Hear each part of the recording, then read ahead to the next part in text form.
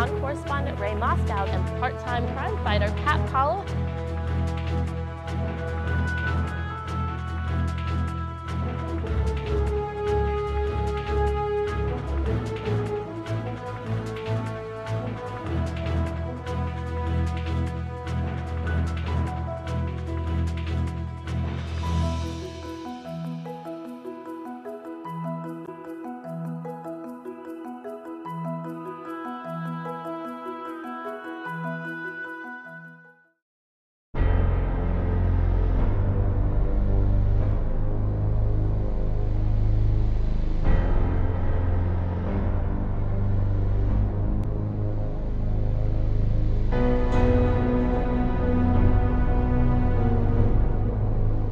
Raymond Moskal for In Focus. I'm here outside the Current Union building where this Saturday program board sponsored a dance which ended in fights and gunfire. Police made an arrest but are still searching for the man who shot the gun. I talked to various students to find out their thoughts on the new safety regulations and what actually happened. Well, I was shocked, really. We don't have that kind of people here at the university. I didn't think they would bring guns here. I think there really should have been better crowd control in place. I mean, it was a large event, a lot of students, all emptying out into one area. Should have been a couple more officers here. Well, I think the issue is, it could have happened anywhere. I come from an area where it's a fairly rich area, and we've had people robbed at gunpoint in the lot of a grocery store. Bloomsburg University was never considered to be a high crime area. Lately here we've seen more and more of it. However, the university's acted very quickly to address it. The university stood behind the student body. We worked closely together to get it done. Dr. Kozloff, Dr. Herring, the other vice presidents have kept us abreast of the situation and worked closely with us to get policies and things in place to ensure safety of students on a day-to-day basis. I'm now here inside the Current Union ballroom where the dance was held. Now the scene looked totally different on Saturday night, with over 200 students packed inside of here. Events like the dance might change around, however, with a possible implement of metal detectors in the future.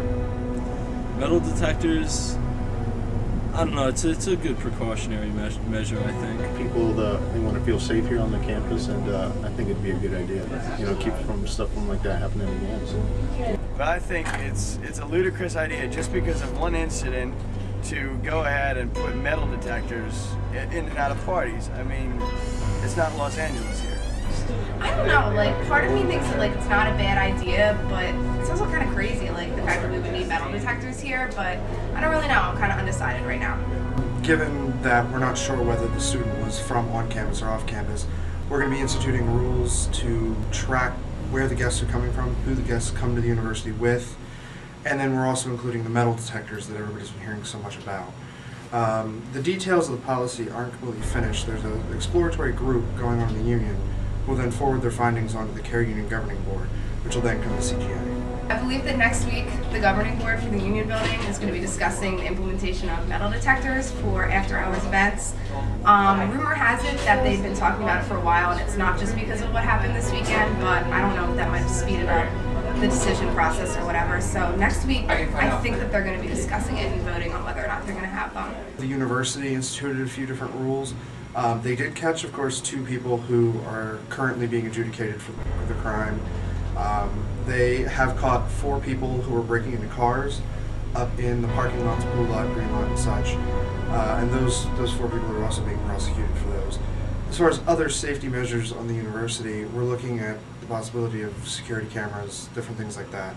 The committee that's investigating the rules for the parties and the events and things in the union has actually been working since last fall on these measures. And the police chief and I spoke yesterday and talked about different things the university police are considering doing to enhance security in the area of the union, given its darkness and the use of it being late night. For people that think, I'm from around here, I was born and raised here, and people think that Bloomsburg's really in the middle of nowhere. It's really not. We right off the interstate, and it might be a small area, but hey, there's worse places than this, I could say. Hopefully it's a long time before another incident like this happens again. This has been Raymond Moskal for In Focus.